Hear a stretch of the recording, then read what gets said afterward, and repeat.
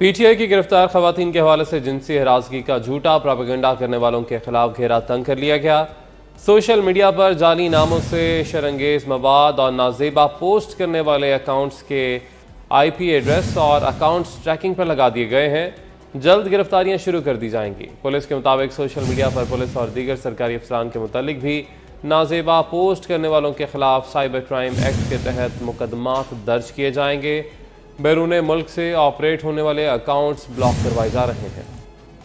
PTI की गिरफ्तार खवातीन के हवाले से जिनसी हरासगी का झूठा प्रोपेगेंडा करने वालों के खिलाफ घेरा तंग कर लिया गया। सोशल मीडिया पर जाली नामों से शरंगेज मवाद और नाजेबा पोस्ट करने वाले अकाउंट्स के IP एड्रेस और अकाउंट्स ट्रैकिंग पर लगा दिए गए हैं। जल्द गिरफ्तारियां शुरू कर दी जाएंगी। पुलिस के मुताबिक सोशल मीडिया पर पुलिस और दीगर सरकारी अफसरान के मुतालिक भी नाजेबा पोस्ट करने वालों के खिलाफ साइबर क्राइम एक्ट के तहत मुकदमात दर्ज किए जाएंगे। बैरून मुल्क से ऑपरेट होने वाले अकाउंट्स ब्लॉक करवाए जा रहे हैं।